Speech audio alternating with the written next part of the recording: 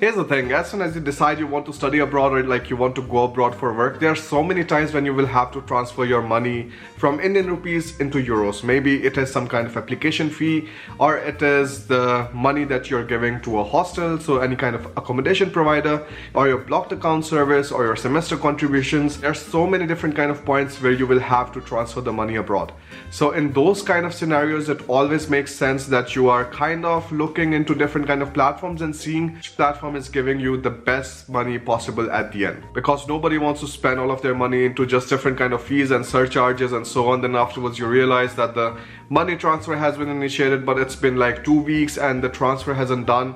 So I personally have had those kind of experiences, and so that you don't have the same, I'm going to like just jump into the video right away. So right now when I'm recording the video, we have 3 different options in front of us. The first one is TransferWise. If you put inside 10,000 Indian rupees and you want to transfer the money into euros, let's say it is just your application fee for some kind of university or uni assist fee, then you see that you're actually getting in the end 122.14 euros.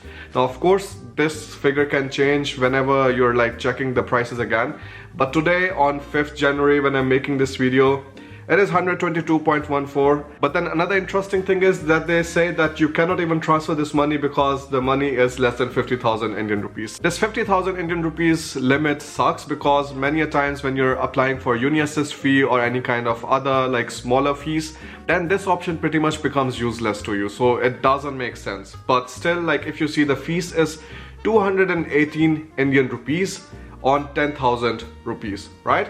Now let's go to the next one, which is going to be Thomas Cook. If you see here, you have like 10,000 rupees that you want to send, but then the receiver just gets 123 euros.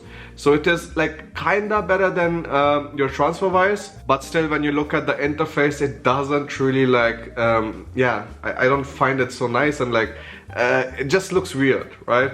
So then we are going to come to the decent option that I would say, because here like if you see, things are mentioned very, very clearly, and this is something which I really appreciate about Instarem. So here you have 10,000 Indian rupees that you want to be sending, and the receiver will get 123.75 euros. So this is pretty much the best so far. In TransferWise, in comparison to that, you will get only 122.14. So here in TransferWise, the fees is 218.80. In Instarem, if you take a look, you have the fee of just 100 Indian rupees, which is crazy. And this is possible because they're not charging any kind of margins or like putting any kind of surcharge, and are trying to give you the best rates possible. What is also really nice about this interface is that you clearly see how much money you're putting inside, how much is the fees, how much is the conversion amount, and how much is the final money that the person is getting outside. So these are like some important metrics, and to be able to trust any kind of service, it is really important that they are transparent. So like this kind of cost breakdown is something really important. So let me just tell you about some of the experience that I've had personally, or my father too, because like he's generally the one who is sometimes sending money outside to me or like to my brother who lives in Canada right now. So when he was sending money to Karthik, to my younger brother in Canada, he was using SBI till that time because we didn't know about Instarem. And there he would tell me that sometimes the money would get cut up to like 12,000 rupees or something, which is insane. And because in Canada you have like higher tuition fees, so the amount that you're sending abroad is also really high. So 12,000 and 13,000 Indian rupees just as fees from SBI, like that is really that's way too much, right? So we tried the same thing with Instarem, and the fees that we had to pay was like really nominal. To go to Instarem, you can just click on the link in the description, and then afterwards go to the Instarem's page, and there you can fill out the main personal details. And then afterwards, the main important thing is you're going to need a PAN card. So like once you have the PAN card and you have uploaded all of the documents, you can just initiate the transfers. In case you need a detailed step-by-step instructions, I'm going to link it to my blog where you can also like read everything and then just follow the steps along so that you're able to quickly transfer the money. But in general, it is not so difficult. The app is really intuitive, and you can just fill out the general details and you will be initiating your transfers in no time. And the reason for me to like recommend this app is mainly because like so many other students also have had such good experiences with this. So let me just read you some of them which are directly coming from my Facebook group. So the first one is from Riya Mandal, and she was saying that I was a little confused at first for which service to rely on for blocked account. Chose Expatriate plus Instarem, which is heard to be a deadly combo. And yes guys, it came out as true. The time required for the confirmation of blocked account was as follows: Morning 9 a.m. bank transfer through online NEFT. Then afterwards, morning 10:40 a.m. funds received at DCB Bank Mumbai for Instarem and processing to transfer the amount at Expatrio started. Then afterwards, at afternoon 4:40 p.m. Instarem changed the status of payment from processing to paid. Then afternoon 5 p.m. blocked account confirmation was ready to get downloaded from Expatrio.